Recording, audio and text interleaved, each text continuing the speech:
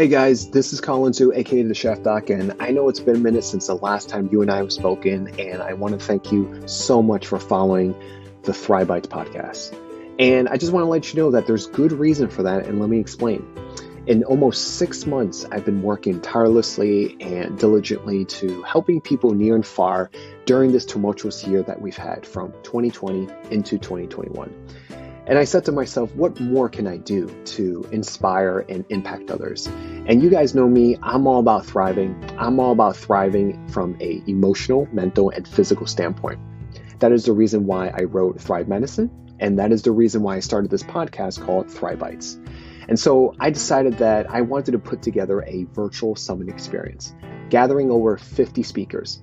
That includes physicians, dietitians, fitness experts, coaches, and spanning over 5 pillars in teaching someone else on learning how to thrive. And I call this the Thrive Formula. The 5 pillars consist of food as medicine, functional fitness, relationships, community, and resilience.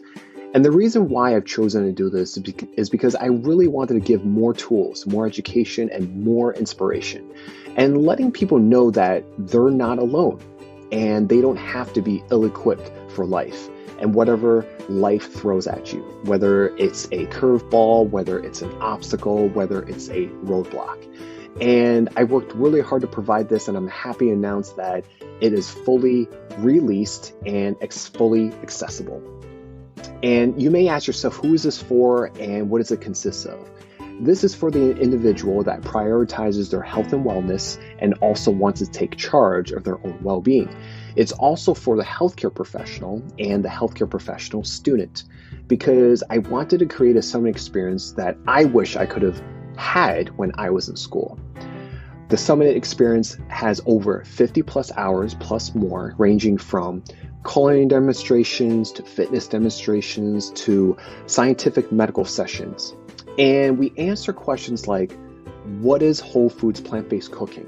How do I start cooking back in my kitchen? What affects my brain, gut, and immune health? What are the tools for my own emotional and mental well-being? How can I be more of service and lead by example? What kind of nutrition do I need to give my children nowadays? To how do I navigate self-doubt, self-sabotage, my inner critic? To what are the best physical movements to increase my mobility, strength, flexibility, and function? And one of my favorites is, how do I create more joy, contentment, and happiness in my own life? This summit also works like a masterclass series where you get to learn and further your education. And I do this by providing quizzes with every session, and I provide workbooks. And there's also recipes and very, very special speaker bonuses. You'll also have the opportunity to join a private Facebook community to further your growth and connect with like-minded individuals. So if this resonates with you, please join us on this journey to further yourself and take back 2021 and beyond. You can find us at thethriveformula.co. That's THETHR formula.co.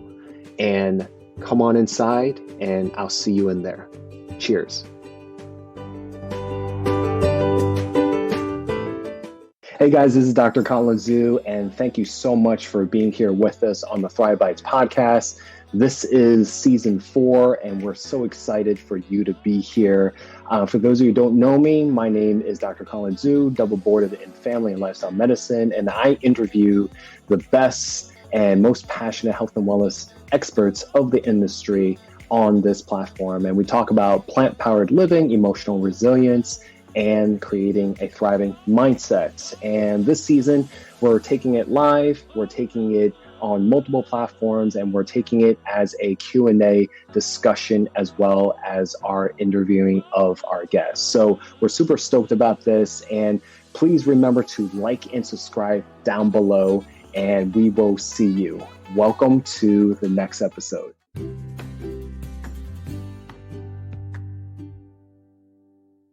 Okay, guys, welcome to the Thrive Bites podcast, and thank you so much for being here. I'm your host, Dr. Colin Zhu, and thank you so much for spending your time to be with us here today for season 4, episode 3. And I am super excited to have these two next guests coming on board. And I'm going to introduce you really quickly. We have first the lovely Dr. Michelle Dang, and she's a board certified anesthesiologist and pain management physician. And she's also fellowship trained in integrative medicine. She's a certified yoga instructor, as well as a Legree certified trainer. The next lovely Dr. Michelle Quirk, and she discovered her running. Pretty much that changed her life, and she has a wonderful story. I'm going to allow her to share that. And she's basically a certified run coach with the Roadrunners Club of America, a local girls on the run coach, and a Disney World loving marathoner. And she is the founder and CEO of Mindful Marathon. So without further ado, please welcome both Dr. Michelle's. Hey. Hi. Hi. Oh man, this is going to be interesting. We're going to have, the three of us and both of you guys on the screen and a lot of swapperoos. So how are you guys doing? Really good. Nice to see you. Great to be here with you. Oh, thank you so much. So I can't, wait. Well, we're here. So, we've definitely been on a journey for not only because we, each one of you guys have, we worked, together for, but your contribution and your passion for, fitness, you guys are already busy enough. And, for you to kind of dedicate, on the side, I don't even know if it's on the front, on the side, or on the other side, but, you still have a great passion for, and, I really appreciate, you giving back. And I love, other people that, live life and live, their work through their own examples. I really appreciate you guys doing what you do. Thanks. Yeah. I mean, fitness is a part of our life. I think I speak for myself, but I know this, I've talked to Michelle Quirk, and I know that it's part of what we do. It's like, I can't imagine my life without moving my body somehow. Yeah, Same. Definitely. Same. Yeah, it's wonderful. And I think, all three of us definitely, I don't know, your functional fitness pillar. I think we definitely live that for sure. Definitely. Well, let's get straight into it. So basically, for those of the audience members that, are watching, don't know individually, of you guys, I definitely want to introduce each one of you and share your story and how you came about. You guys have, already super busy with your own professional careers, but this transition and this convergence of both of them and the blend, it's kind of like a stream of water, and two streams flowing into each other, and somehow they just, transforms. And I love it. You know what I'm saying? So let's start with, Dr. Quirk, let's start with you and tell us about your introduction and how you got from, here to there. Yeah. Or there to here. Well, I was not always a runner. That's really the beginning of the story. I was not an athlete growing up. And I really, as you know, I struggled with the mile run and just what was not a runner at all. I used to look at the cross country team and think that maybe they were made of a different genetic material than I was, but I huffed and puffed my way around and just never thought I would be a runner. And about 9 years ago now, I had just finished my residency and was going through a rough time. I moved to a new place, started my first attending job as a pediatrician. And, at that time, my dad was diagnosed with lung cancer. And I found myself in a really rough place between all of this newness at work and, studying for pediatrics boards and all of this. And I finally thought to myself, I'm not living a really great example for my patients. Like I'm saying to exercise, I'm saying to really love fitness, but here I am not really taking the best care of myself physically or mentally. And so I just decided that it was, enough is enough. And I'm really going to try to run for, probably the 100th time, because I tried it so many times before and quit so many times. But that's what really did it. Like that period of time in my life, I started running around the block where we lived, 5 minutes at a time. And I found that it could like clear all of the thoughts that were going on in my brain and kind of help me through everything else that was going on. And that's how it started. And I signed up for my first 5K. I had wanted to run like a local 5K for a very long time, but had made a lot of excuses and put that off for such a long while. And I decided that that's what I was going to do. And after that race, man, I was hooked. I don't know if it was the finish line, the runner's high, call it what you will, but I worked my way up from there to half marathons and marathons, and was so inspired by the sport and my own coach that I ended up coaching others. So that's kind of how I went from not a runner to a runner. Yeah. I can, thank you so much for that. I mean, I can definitely, relate in the fact that, I still run. Personally, I started with triathlons in 2006. Been athletic most of my life.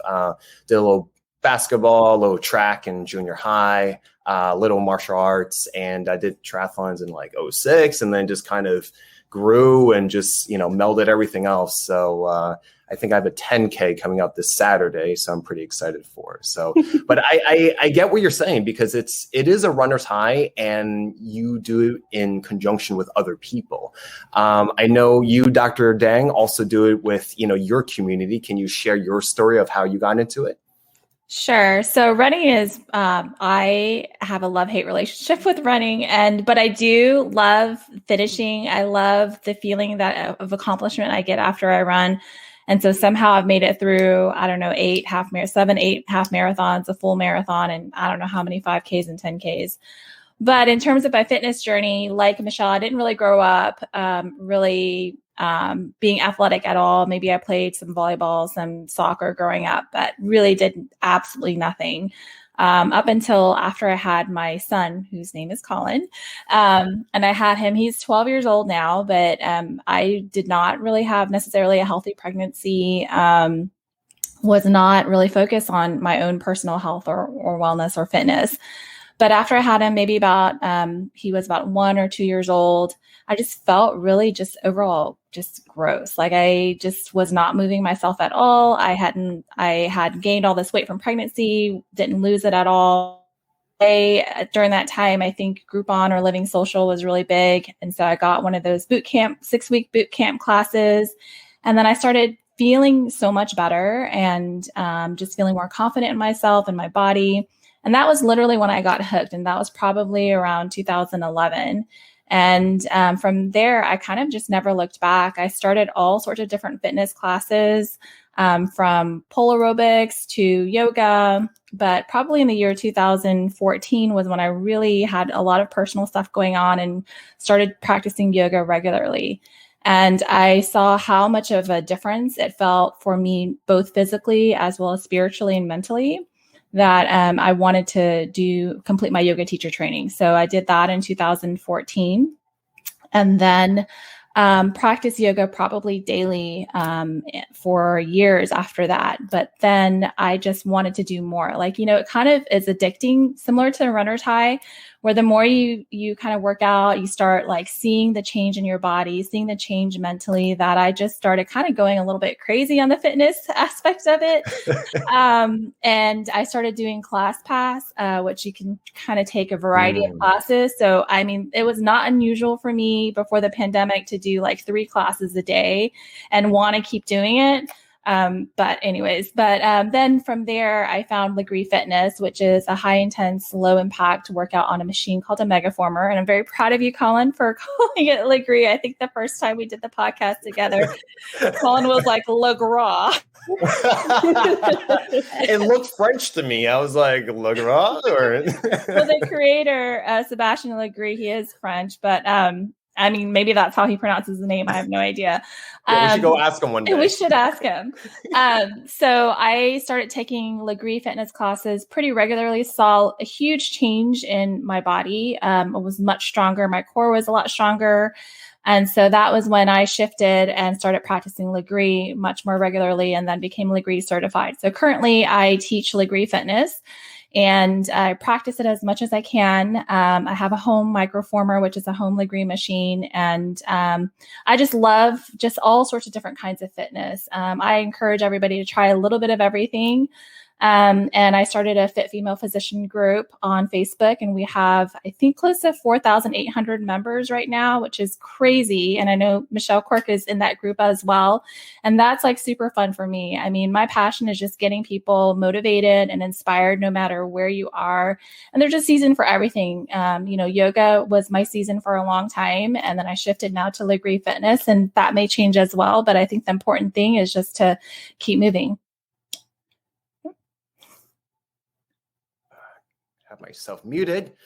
No, that's awesome. And what I love about that, story, Miss Dang, Dr. Dang, is the fact that you did not stop cherry picking or picking the one that really spoke to you. And I think, this episode is basically, the essentials of, to start moving your body, right? And what I find with physical activity, and we're all physicians here, is that, having people and counseling people and coaching people to move more is not enough, right? And I, always say to patients, I don't care what you do, as long as you do something that was enjoyable. So I guess a question to both of you, Dr. Quirk, I'll, go to you first, is, how, if it wasn't running, how would you tell people, to not give up, because I'm sure you've had either patients or clients or just maybe friends and colleagues that,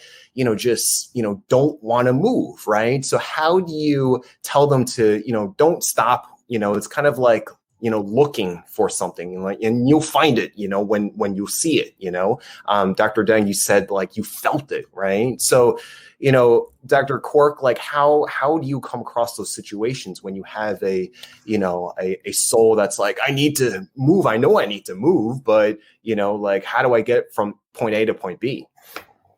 Yeah, I have a lot of friends who tell me all the time, like, I love what you do, but I'm not a runner and I can't do that. And I say, that's fine. You have to find what works for you, but finding the something that really makes you feel good will help you to stick with it. So one of the things I always recommend, I just say start small, and that could be walking. Like if you're coming from the couch, just setting a small goal to walk the majority of the days of the week for 5 or 10 minutes, at a time. It's a place to start.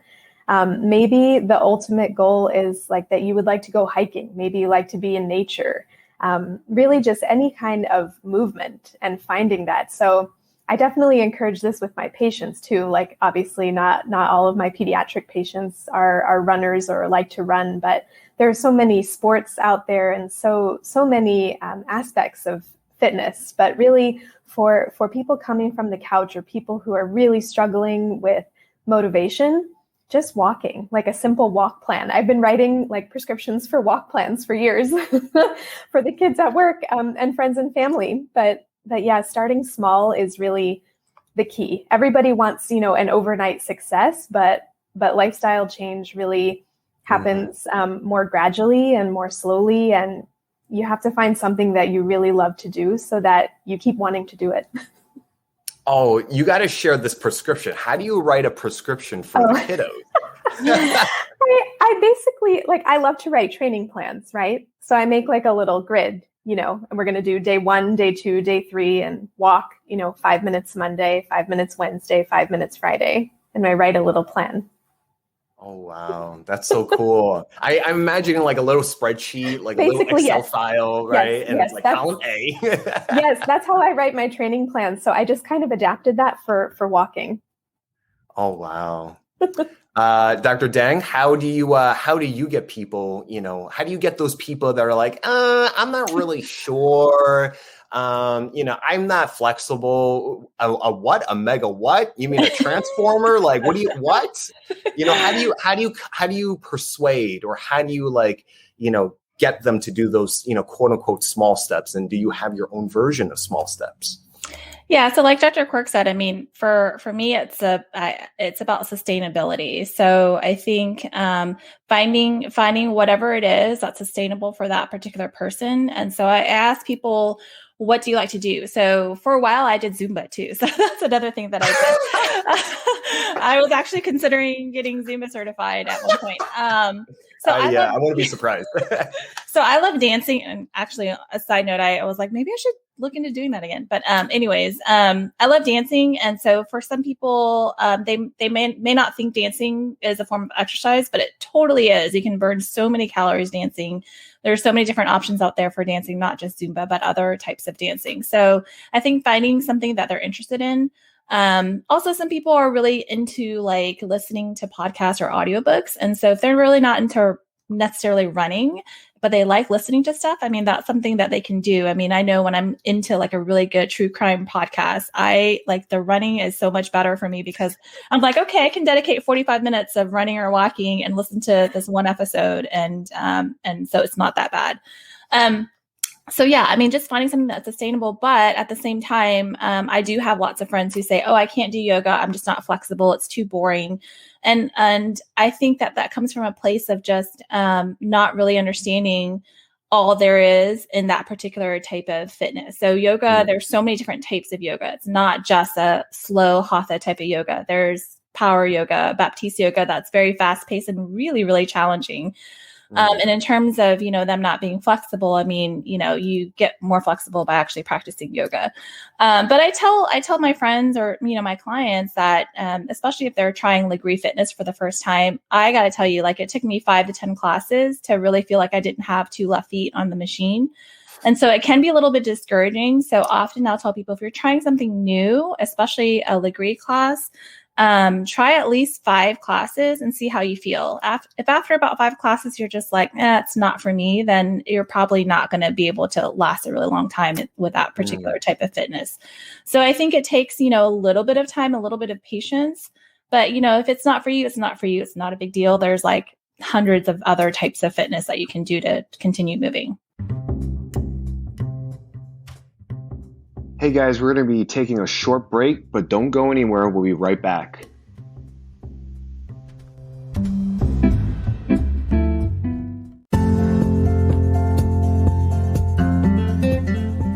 Hey guys, this is Colin Zhu, aka The Chef Doc, and thank you so much for taking the time out to listen to my podcast. On my podcast, we talk about eating and cooking and living from a whole foods, plant-based approach. And between my patients, clients, and my audience listeners, I get a lot of questions of, hey doc, how do I get started on how to set up a kitchen? Or what should I buy? What should I make?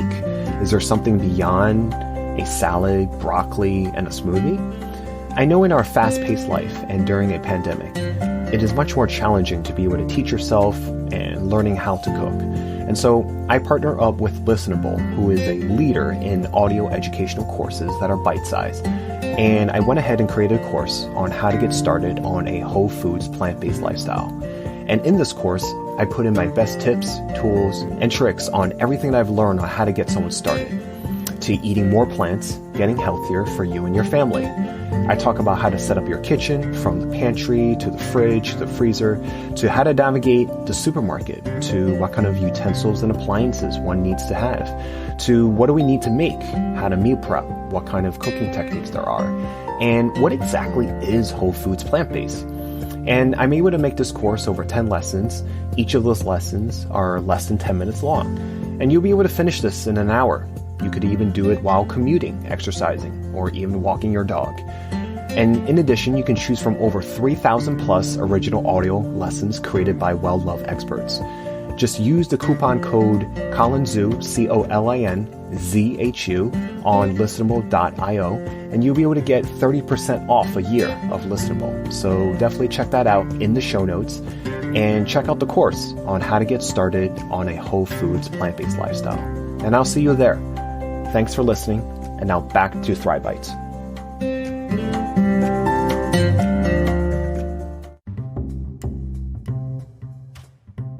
Welcome back to Thrive Bites. Let's get back to the interview.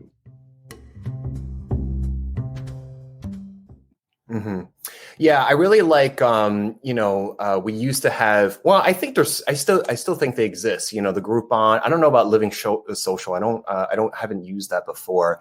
And I know ClassPass is a very, big one. And those are great options to be able to just, come in. It's kind of like college, right? You check a class out, you don't like it and you're like, oh, everyone's asleep. And then, you come back out, Yeah.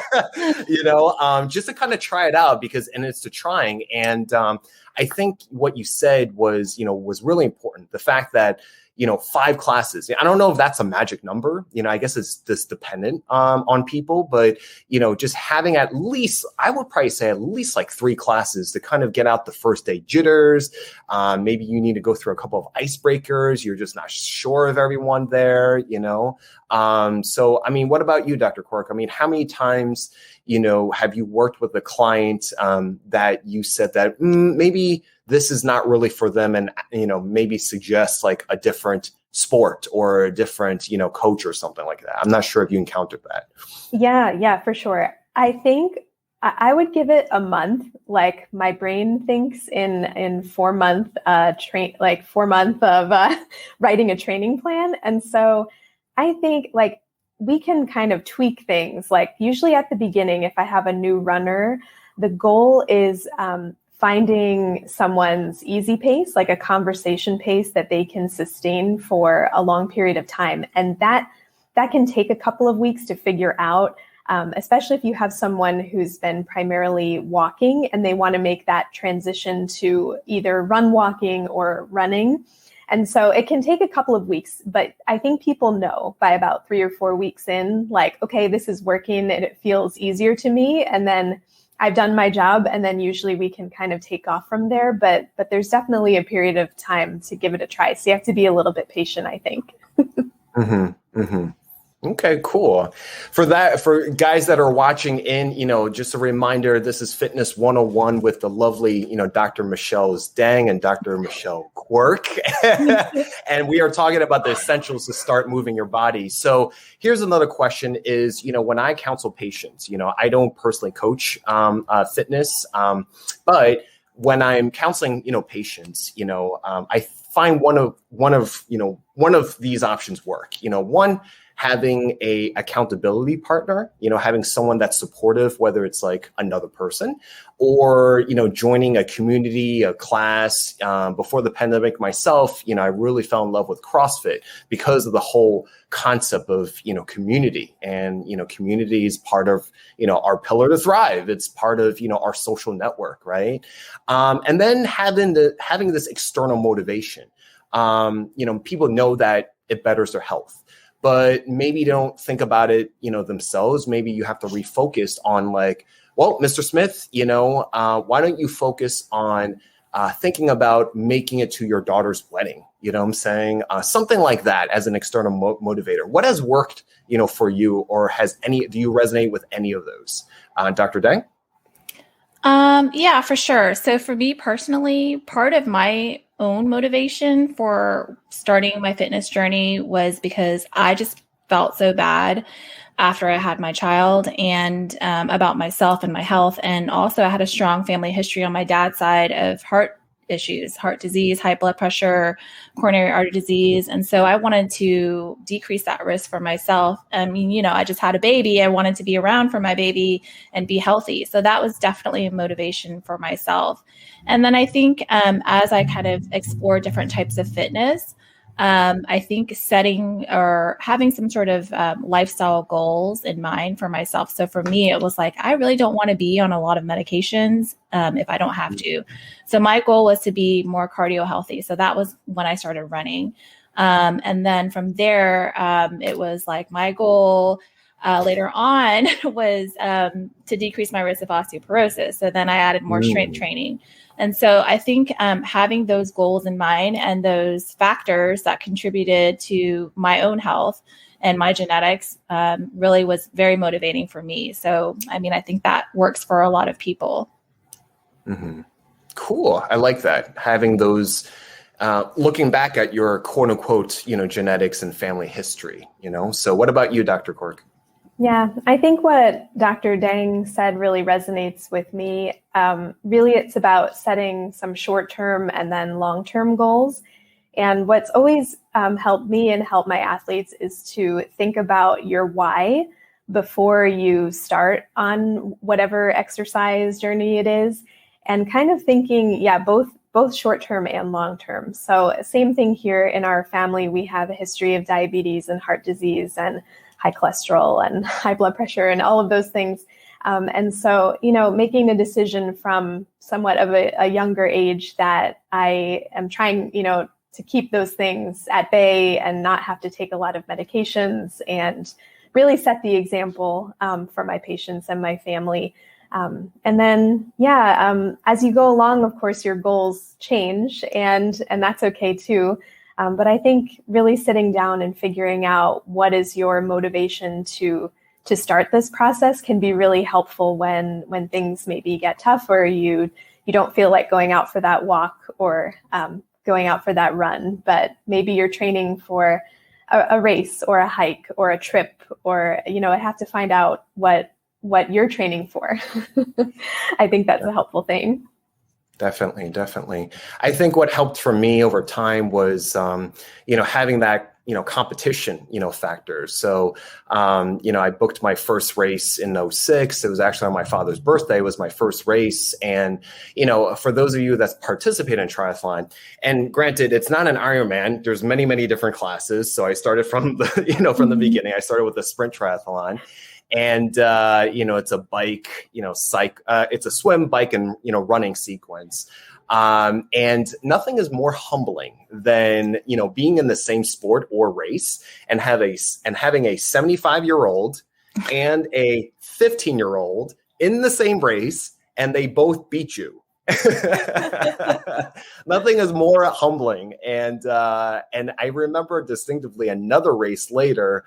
There was a young father, that brought his toddler, through a triathlon as well. And I thought that was amazing. And that guy beat me too. So, I think having a competition. So if you set a goal, like for an easy example is, finding a local 5K, and having that competition, not necessarily to, needing to beat someone else, what I'm saying? And it's cool to have a competitive nature. For me, I just wanted to have fun and be in the same space with everyone else, because that kind of fueled me. When I did my first marathon in New York City, it was, over 50,000 participants from over 100 countries. And the amount of endorphins that you feel, the adrenaline that day, it was so cold, but you just felt so warm because, not just because of the body heat, but because of people were just so spirited, do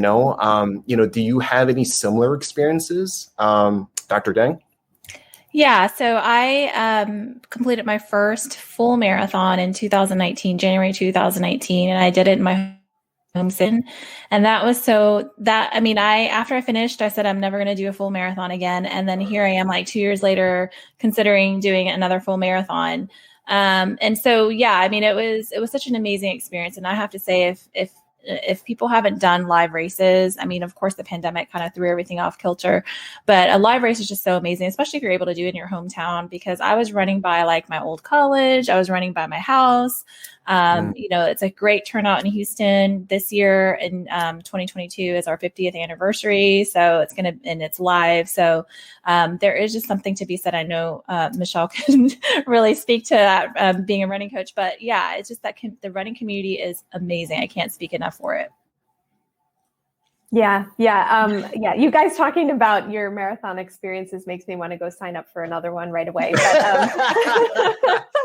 I know. Yeah, you probably do this back to back. You're probably crazy like me, where you do one weekend and then another weekend, another weekend. No. But it's an exercise in restraint to not sign up for a lot of races, and there's a way to train so that you're not racing all of those. So, if you're all about the races and the medals, it's okay. And we can talk about that later on. But yeah, I ran my first marathon in January of 2018. And I don't want to say I had the opposite feeling as Michelle, but when I crossed the finish line, I felt amazing. And I wanted to keep running. Like if my coach was there and said, run 5 more miles, I would have done it. And I couldn't wait to sign up for another one. So much so that I got home from that trip and I had to have a talk with my husband, like, okay, before you sign up for another one, just remember, like, that was a lot of training. That was a lot of time. Like, don't take it lightly. And I don't, but the marathon, it's an investment and in yourself and in time, but it's an amazing experience. And the Disney marathon was awesome. It's really fun. Oh, wow. I've heard that's a great one. Do any of your significant, do any of y'all's like significant others actually participate in either in a race or in the same sport as you guys? Oh my gosh, my husband's an Ironman. So when you were talking about triathlons, I was like, okay. So I think he did his full Ironman in 2014, 13 or 14. And he's done, several half Ironmans. And so, luckily, like I met him after he did all this. So it's a full Ironman it's just on another level. Like still, every time he talks about it, I just can't wrap my head around it. But it took him probably like a year, right? To train for one is my understanding. Actually, from what he told me, I don't know. I'll have to You probably said like a month, right? He said that a month. He signed up on a whim, I think, and then he was like, "Oh crap, I really got to train for this." But leading up to it, he did a lot of halves. So I guess like the halves were like training for the full. Okay. But yeah, he's a big cyclist and mountain biker and runner, and so he likes to kind of like try to be my coach when it comes to running. And I'm just like, and this is where it kind of goes back to your goal. So my goal is never really to be like super fast. My goal is just to finish and enjoy it because I'm doing it just for cardio health. I'm not doing it really to be super fast, even though, at some point, maybe down the road, I might want to work on my speed a little bit. But since I do so many other types of fitness, like running is one aspect that I include for cardio. Running and biking is my cardio. And then I do all the other strength training. So anyways, yeah. So he tries to get me to be faster and has like this plan for me. And I'm just like, okay, I know what you're doing, but, but let me, I know what I'm doing too for myself. So, it's a little bit of a squabble sometimes. I love it. Dr. Quirk? Yeah, my husband runs, but he is a lot faster than I am. And so we've managed to figure out a way to run together. Like for an easy run, he just doubles back a lot. Like we leave at the same time in the morning and go up the trail, and he'll go up a little further and then run back. And so we do that. And then for a long run, we just kind of, I want to say we run together, but separately. So basically we leave at the same place and come back at the same time, but he covers a few more miles than I do. And then we have breakfast. Yeah, we're trying to get our 12-year-old to run. We actually signed him up for our running group. So all three of us are in the same running group, but my husband's in the full group and my kid and I are in the half marathon group. But for a while, like my husband, since we started getting our 12-year-old to start running, he kind of shifted his attention towards our son. And so, cause he's pretty fast, kids aren't usually, you can get them to run pretty fast. And so he shifted his attention from me to our son. And so I was like, thank goodness. And then, he was not here with us for a month during the summer. And so he came back and he was like not in running condition. So he's getting back up there and I'm like, thank you. You can leave me alone. What do you say to those that, maybe their spouses have, maybe an opposing view or are not really wanting to participate or, they're just kind of, left to their own, feeling a little bit alone in their, physical activity journey or fitness journey? Like, what would you say to them? Like, maybe it's not a significant other, maybe their best friend don't want to go or, not really as supportive. What kind of advice would you tell them? Dr. Quirk? Yeah, I think finding, again, going back to what does that person like to do?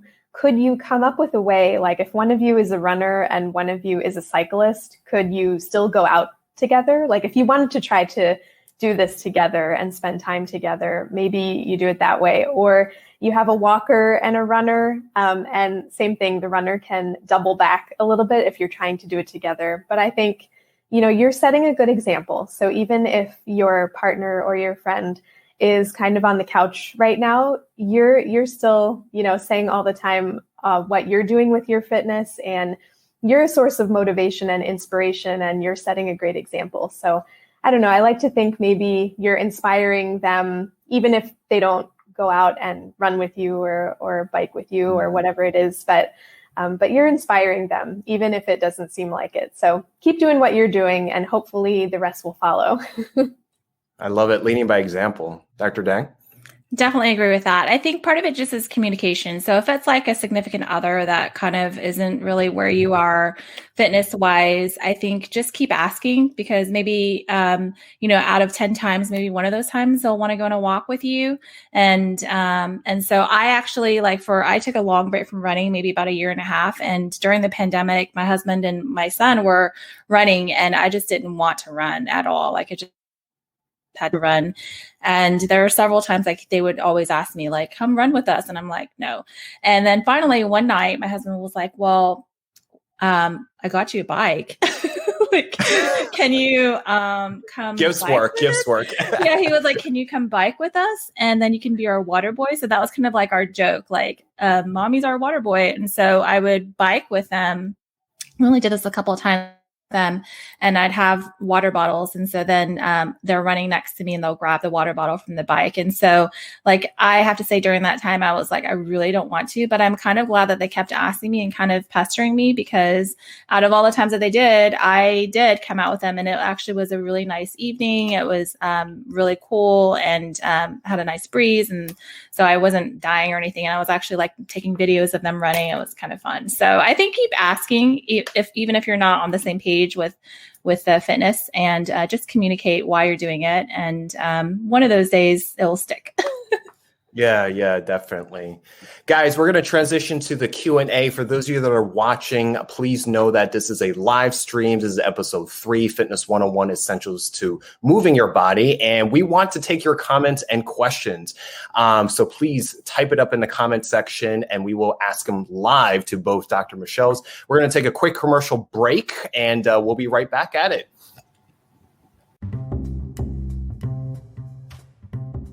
Hey guys, we're going to be taking a short break, but don't go anywhere. We'll be right back.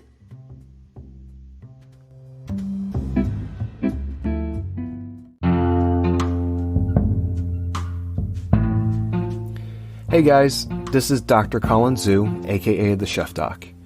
I just want to take a few moments of your time to talk to you about something that I feel needs to give reflection and pause for.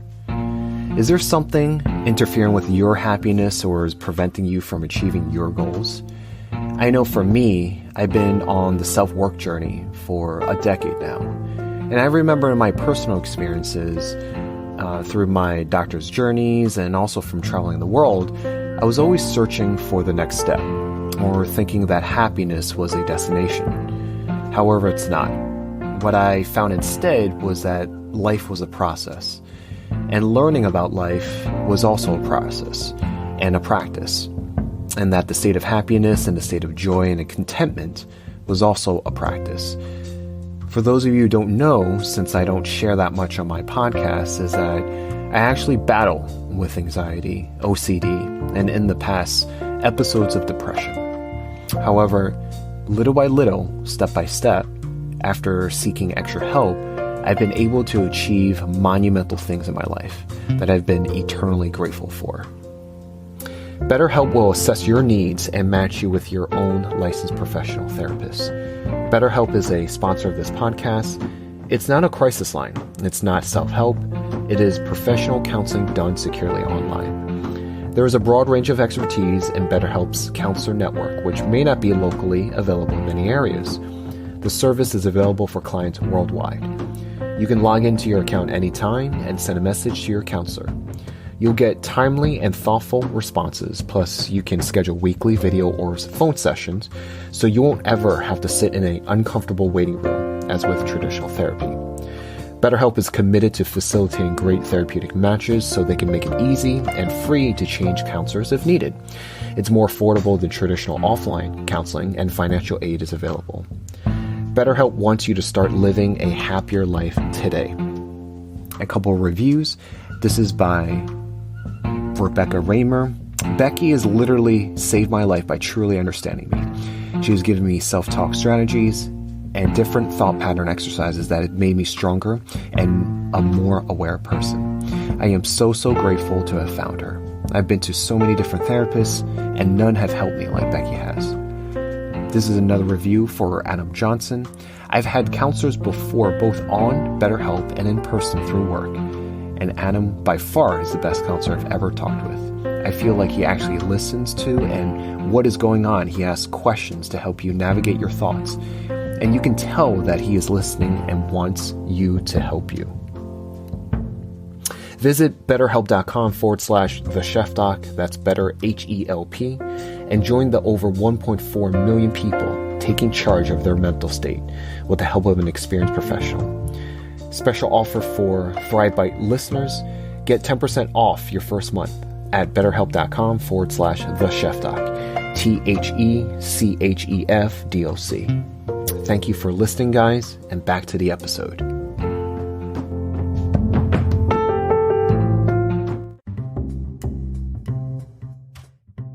Welcome back to Thrive Bites. Let's get back to the interview.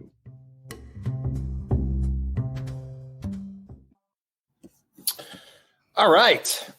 So we've been getting some questions, but I'm going to read off this lovely comment. This is from Cherry Chu. I think she commented, she says, I love that. I find kids get really excited to go hiking too. And I tell their parents about the All Trails app. I personally I haven't used that app. Oh my gosh. It's really helpful. I used that when we were in Colorado last month. We looked for different trails and found one in Boulder that we ended up hiking, and it was amazing. So it's a really great app for to find different trails wherever you are. I got to use it. Dr. Quirk, have you used that app before? Yeah, it's really nice. I also like to over prepare. Like if I'm going hiking, I like to know all the things like where to turn right, where to turn left on the trail. I get lost really easily. And so people will write their reviews of the trail and you can kind of plan ahead. It's nice. It's pretty accurate too, because the trail that we went on was moderate, and it was definitely moderate. Because sometimes, you look at something that says moderate, you're just like, oh yeah, it's probably not, but it's pretty accurate. Nice. So let's field some questions that people commonly, ask you guys. And Dr. Dang, I will go with you first. So, you do yoga, you do agree, right? And I think, most common questions that people would ask is, they just look at these, I guess from their perceptions, yogas or yogis, are considered like contortionists, right? And they're like, why are they in a sauna and flexing into a pretzel all day long? And so a common question would be like, I'm not really flexible. Can I still participate, in yoga? Why or why not? Yeah, so that is probably the most common question. And honestly, I think yoga for me initially was very intimidating too, especially in the day and age of social media, because you would see all these Instagram posts of beautiful people upside down doing one-handed handstands. And it's just like, I've never been able to do that. And that is not my goal. But I think, so the whole idea is just to use your breath to move your body. And so flexibility does not come natural for pretty much anyone unless you have, Ehlers-Danlos or something like that, where you're super naturally flexible. But I think that's the whole goal of doing yoga is if your goal, it's your own personal goal, right? So if your goal is to become more flexible, then definitely practice more yoga. But if your goal in yoga is to be a part of a community where you can use your breath to move your body, and then that's yoga too. So yoga is very different for everybody. So I think that's the most common misconception, is that I'm just not flexible. So what's the point in doing yoga? But yoga is so much more than just flexibility. Yeah, there's so many different types, of yoga, coming from different lineages. You can probably spend a whole session just talking about, different origins of yoga. And then it does include breath work. There's a there's like meditation, there's so many different layers to it, Right. Another misconception is it just for women, because it's very popularly, with the females, right? But can men also do it? Oh my gosh. I mean, if you do look on Instagram, the hashtag like men who yoga or yoga men, or I don't know, like there's tons of men who do it, and actually very strong men. And so I think incorporating yoga as a man, as part of your fitness routine is definitely to your benefit, because it's a lot of core strength, which I've noticed with teaching Legree is that a lot of men don't really focus on their core. And so for Legree Fitness, which is all basically core strength training, a lot of men do struggle a lot, like holding that plank pose for a minute. And so it's kind of funny because I laugh whenever I have like my guy friends or, my husband's taken my class like once, and I laugh just because I'm just like, seeing them struggle it's kind of fun for me. But no, I mean, you're like, yes. It really is. When I taught a birthday class for one of my girlfriends, and all of our husbands took it with with the girlfriends, and it was so funny because all the men were like shaking and sweating and struggling, and the girls were like, whatever, we got this.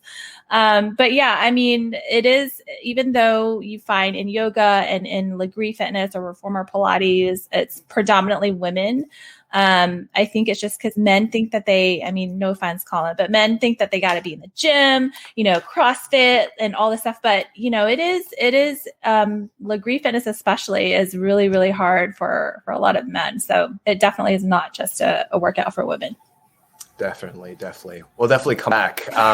Dr. Quirk, a common question when considering running or maybe just walking, I'm sure you would get, is how do you navigate what kind of footwear and or sneakers, to try on? Do I go to, any store? Do I go to like a specific running store? Like, how do you navigate that? Yeah, I think this is probably one of the most common questions I get asked by friends, family, and strangers. But I think, everyone thinks that maybe I know a secret sneaker that you should get, but the truth is that it's not as exciting of an answer. But the sneaker that is my favorite and that works for me is not necessarily going to be your favorite sneaker or the one that works for you. And there's actually a lot of different aspects that go into it when you pick a sneaker. And so I always recommend to go to your local running store if you have one.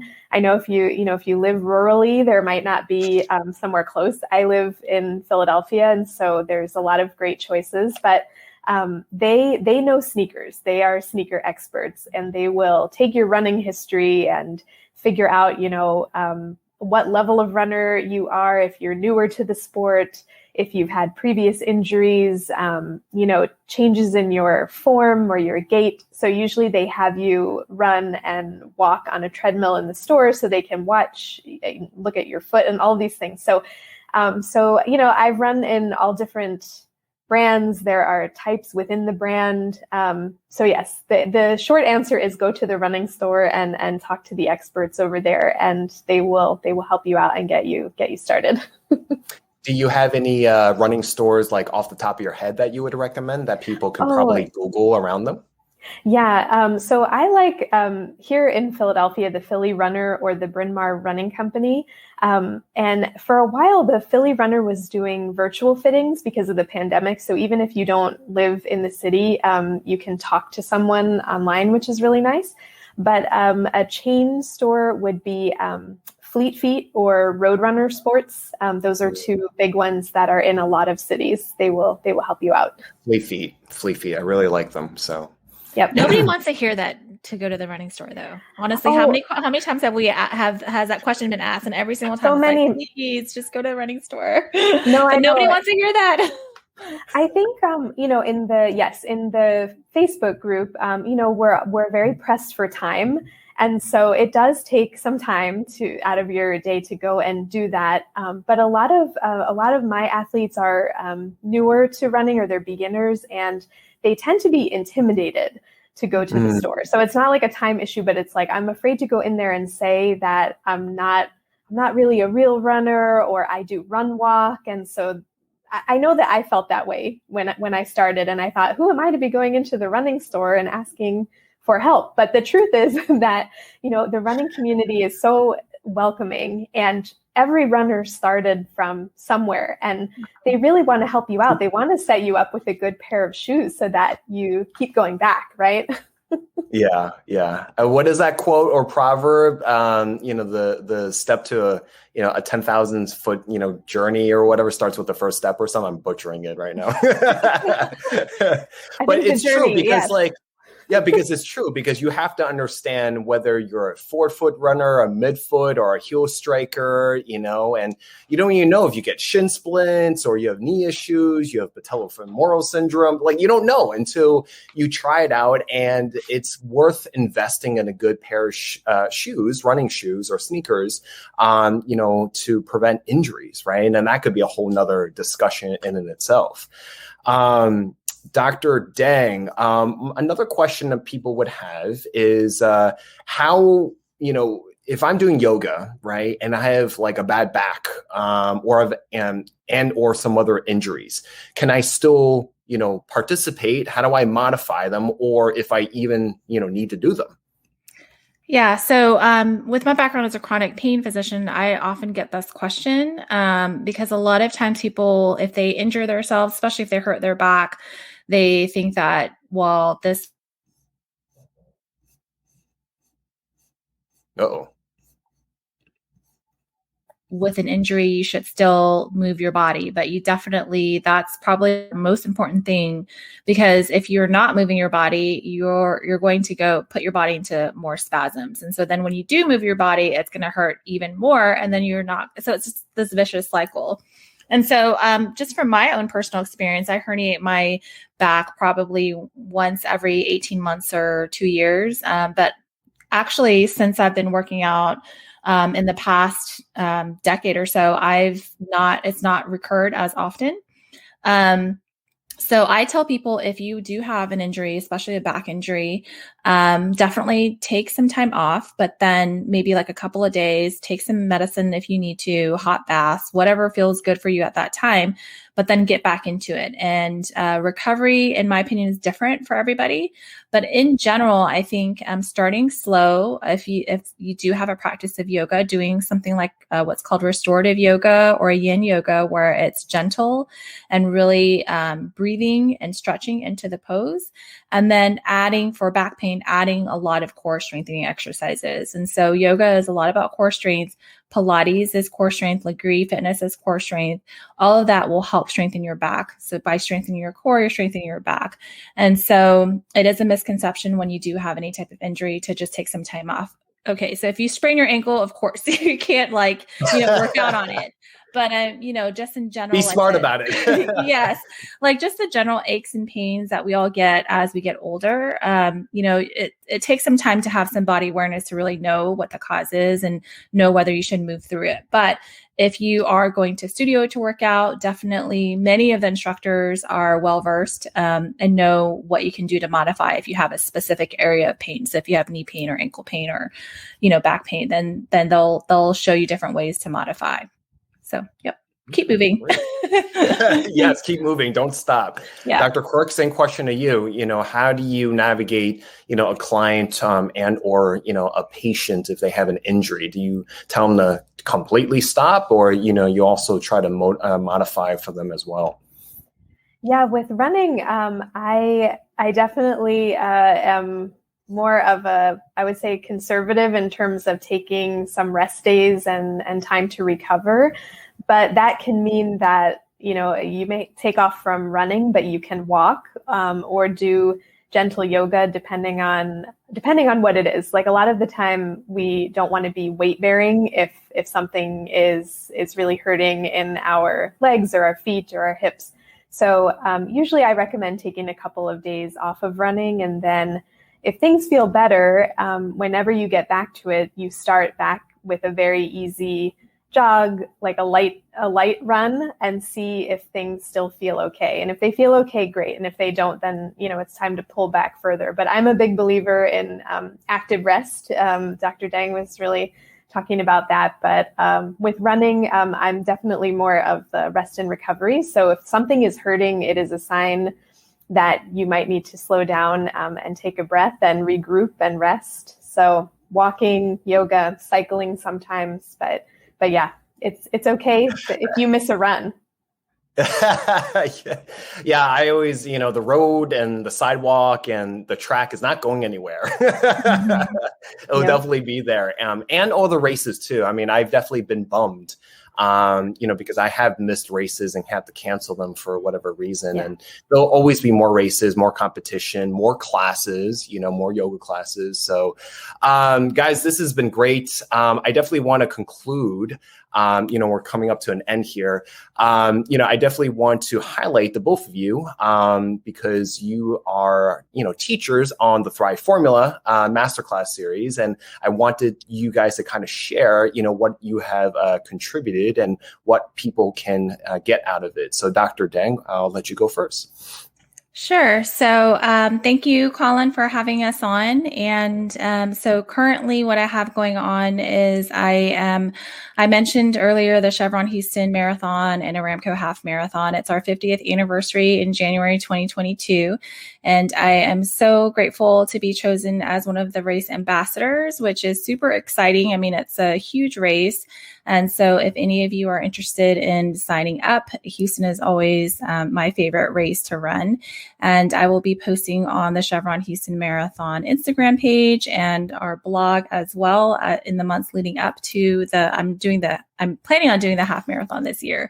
And I am pretty active on social media. I'm on Instagram at Michelle Deng MD. I also run a Facebook group, Fit Female Physicians, which I mentioned earlier, Dr. Quirk is a part of. We have close to 4,800 members. That's all women physicians, medical physicians who have fitness as, part of their life, part of their journey. And we welcome all women physicians wherever they are in their fitness journeys, whether they're just interested or whether, they're trainers or anywhere from beginning to end. So definitely it's searchable on Facebook. So you can definitely look us up there. And as you mentioned earlier, I am a Legree fitness instructor. I teach at Fire Fitness Legree, which is a studio in Houston, Texas. I actually had one of the Fit Female Physicians come take my class last weekend when she was in town. So super fun. I'm always excited to see people in person. And that's all I have going on right now. I have lots of exciting things that I will be posting about soon in the next couple of months. So stay tuned. Nice.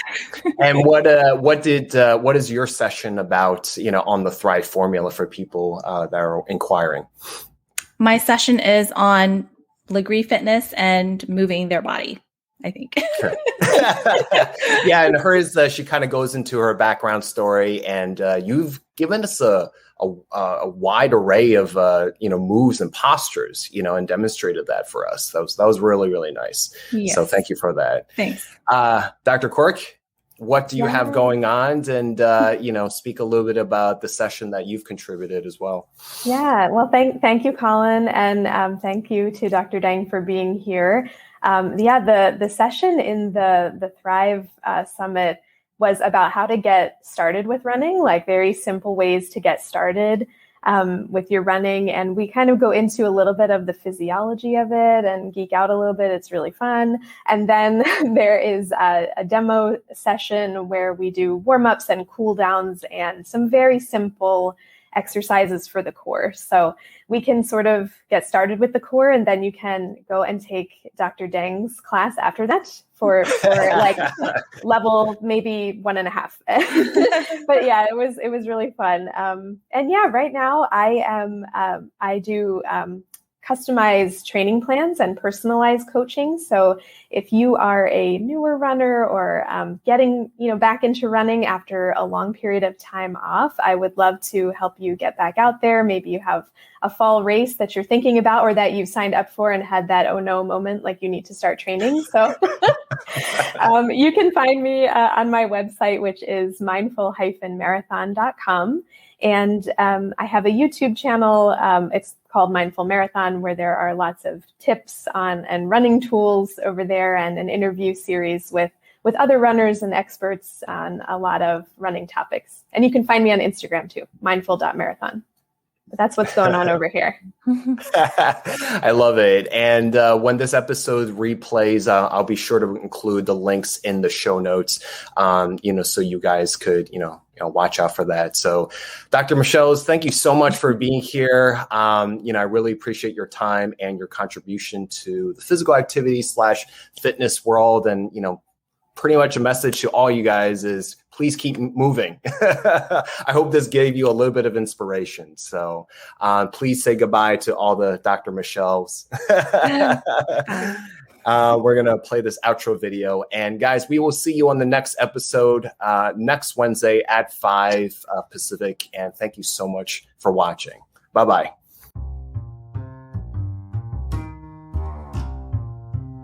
Hey guys, that was another episode of Thrive Bites. If you like that episode, please subscribe and follow weekly for new episodes. And don't forget to rate us on Apple Podcasts.